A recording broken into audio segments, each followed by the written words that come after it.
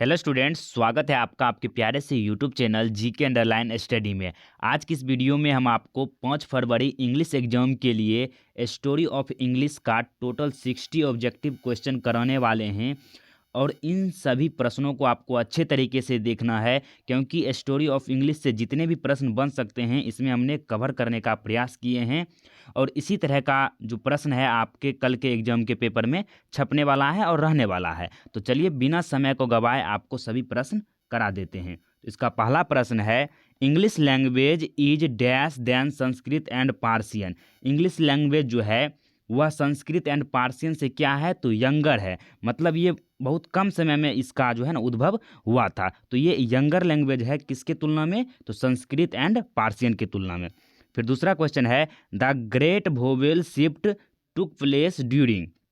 जो है great vowel shift जो है ना किस पीरियड में हुआ था, तो मिडिल इंग्लिश पीरियड में ग्रेट वोवेल शिफ्ट हुआ था। तो इसका राइट आंसर हो जाएगा आपका बी, मिडिल इंग्लिश।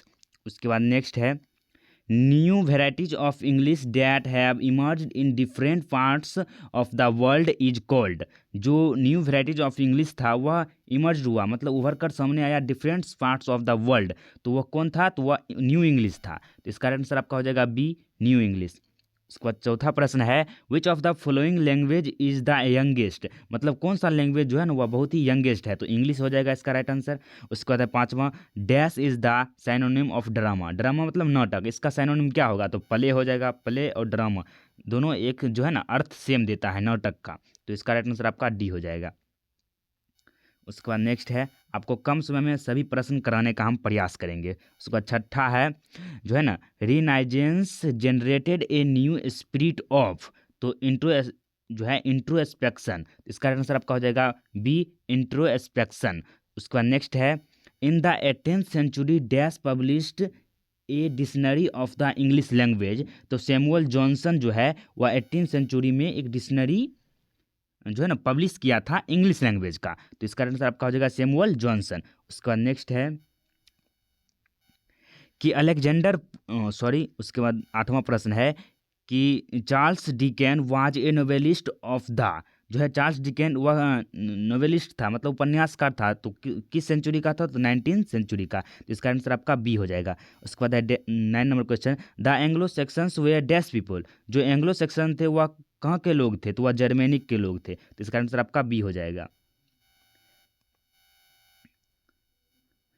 उसके बाद 10वां प्रश्न है, English developed into a single standard. तो क्या, तो क्यूंस इंग्लिश। तो इसका आंसर आपका हो जाएगा ए, क्यूंस इंग्लिश।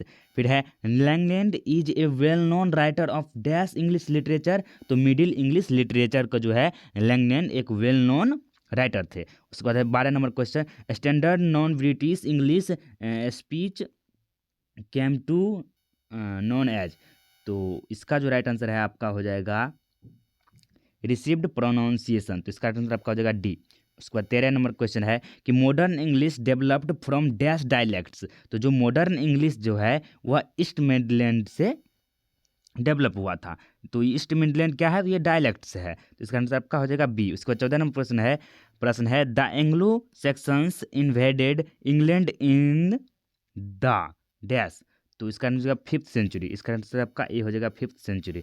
उसके बाद नेक्स्ट है 15 नंबर प्रश्न कि dash gave England it's name and language Anglo sections. उसके बाद इंग्लिश यूज्ड सिंस एडी जो है 15,000 till now is called dash English. तो मॉडर्न इंग्लिश। उसके बाद 17 नंबर प्रश्न है, the history of English language is just about dash year. तो 1500 ईयर, 1500 साल पुराना है। उसके बाद नेक्स्ट है, in England printing press was invented in. जो है इंग्लैंड प्रिंटिंग प्रेस, तो ये हो जाएगा आपका 1476, 1476। उसके बाद है नेक्स्ट है, इन द ओल्ड इंग्लिश। ये पूछा जा सकता है कि इंग्लैंड प्रिंटिंग प्रेस जो कब इन्वेंट हुआ था, 1476। फिर in the old English period the two major influence were dash. तो हो जाएगा लेटिन और स्कैंडिनेवियन, स्कैंडिनेवियन।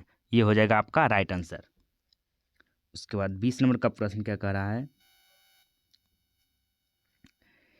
कि the year AD 1066 1066 is taken to be the end of the dash period. तो ओल्ड इंग्लिश पीरियड। उसके बाद है चौसर हो गया, Gower, Langland and Wycliffe are important जो है राइटर्स ऑफ द पीरियड। ये किस पीरियड के जो है ना इम्पोर्टेंट राइटर्स थे? तो मिडिल इंग्लिश पीरियड के। तो इसका आंसर आपका बी हो जाएगा। उसके बाद देखिए 22 नंबर का प्रश्न क्या है? The name Augustan was given to the early. तो 18th सेंचुरी इसका राइट आंसर हो जाएगा। अगस्तन एज भी इसको कहते हैं। फिर the English from 15th century till now is called dash English. तो मॉडर्न इंग्लिश। 15th सेंचुरी से लेकर अब तक का जो इंग्लिश है वो मॉडर्न इंग्लिश में आता है। फिर dash is a window to the world. तो इंग्लिश जो है, English is a window to the world. English को जो है ना इस विश्व का एक विंडो माना जाता है। फिर in the UK, the US, Ireland, Canada, Australia, New Zealand and South Africa English is spoken as dash. तो मदर टंग। इन सभी का जो है ना कंट्री में इंग्लिश जो है वह मदर टंग के रूप में बोला जाता है। फिर है in India, Singapore, Malaysia, Nigeria, Namibia, Botswana etc जो है ना इंग्लिश में किस में करता है? तो ये जो है सेकेंड लैंग्वेज के रूप में इस्तेमाल करता है। जैसे इंडिया में तो हिंदी प्रमुख है, सेकेंड के रूप में हम लोग इंग्लिश का इस्तेमाल करते हैं। जैसे English is used as a dash by the Anglo Indian community of India. तो मदर टंग के रूप में। उसके बाद है in China, Japan, UAE, Saudi Arabia, Egypt, Iraq, Eritrea, France, Germany, उसके बाद स्विट्जरलैंड, मेक्सिको होगा, उसके बाद ब्राज़ील ईटीसी इंग्लिश जो है स्पोकन एज क्या? तो ये जो है ना फोरिजन लैंग्वेज हो गया। तो इसका आंसर आपका हो जाएगा सी, फोरिजन लैंग्वेज। फिर है English developed from the speech of dash. तो एंग्लो सेक्शंस। इसका आंसर आपका बी हो जाएगा। उसके बाद देखिए 30 नंबर प्रश्न है कि about dash years ago Latin was a world language. तो 800। उसके बाद है the Canterbury Tales was written by. Canterbury Tales जो है ना वह किसके द्वारा लिखा गया है? चौसर के द्वारा लिखा गया है। उसके बाद है कि फ्राडिज लोस्ट वाज रिटेन बाय। तो फ्राडिज लोस्ट जो है वह शेक्सपियर के द्वारा लिखा गया है, विलियम शेक्सपियर। उसके बाद नेक्स्ट है the rope of the lock was written bye. The rope of the lock was written by. तो यह अलेक्जेंडर पोप के द्वारा लिखा गया था। Doctor Faustus was written by. तो जो है ना इसका हो जाएगा क्रिस्टोफर मार्लोवे। उसके बाद है पियर्स एंड प्लोविन जो है ना प्लोमैन इज रिटेन बाय। तो लैंगलैंड के द्वारा लिखा गया था। उसके बाद देखिए नेक्स्ट है, और जो ये 36 नंबर का है ये बहुत ही ज़्यादा इंपॉर्टेंट है। Othello, Hamlet, Julius Caesar, Macbeth and King Lear way written by. ये जो है नी ओथेलो, हैमलेट, जूलियस सीजर इस सब का रचना किसने किया था? शेक्सपियर ने किया था, विलियम शेक्सपियर। ये प्रश्न आ सकते हैं। उसके बाद 37 का है the Scholar Gipsy was written by. तो यह किसके द्वारा लिखा गया था? डब्ल्यू बी ईट्स के द्वारा लिखा गया था। फिर the Gitanjali was written by. Gitanjali Rabindranath Tagore के द्वारा लिखा गया था। फिर the Savitri was has been written by. तो ये भी जो है अरविंदो घोष के द्वारा लिखा गया था। सावित्री याद रखना, ये सभी रचना पूछा जाता है आपके पेपर में। फिर है the world drama comes from A dash word. तो जो वर्ल्ड ड्रामा है वह एक ग्रीक वर्ड है। उसके बाद है ट्रेजिडी इंड्स विथ सैरो। मतलब ट्रेजिडी जो होता है वह सैरो में समाप्त होता है। उसके बाद है the first English tragedy was Gorboduc. इस कारण से आपका सी हो जाएगा। उसके बाद देखिए नेक्स्ट है, उसके बाद देखिए 44 नंबर का प्रश्न 33 नंबर का छुप गया है। उसके बाद देखिए 44 का है dash is the father of the modern novel. किससे जो है ना father of novel modern novel कहा जाता है? तो रिचार्डसन को। इसका आंसर आपका ए हो जाएगा, रिचार्डसन।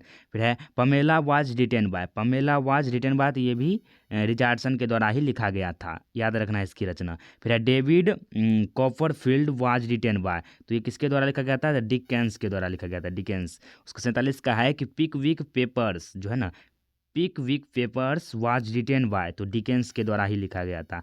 फिर है कूली। कूली ये भी मोस्ट इंपॉर्टेंट रचना है। Coolie was written by. तो कूली मुल्कराज आनंद के द्वारा लिखा गया था, ये भी मोस्ट इंपॉर्टेंट है।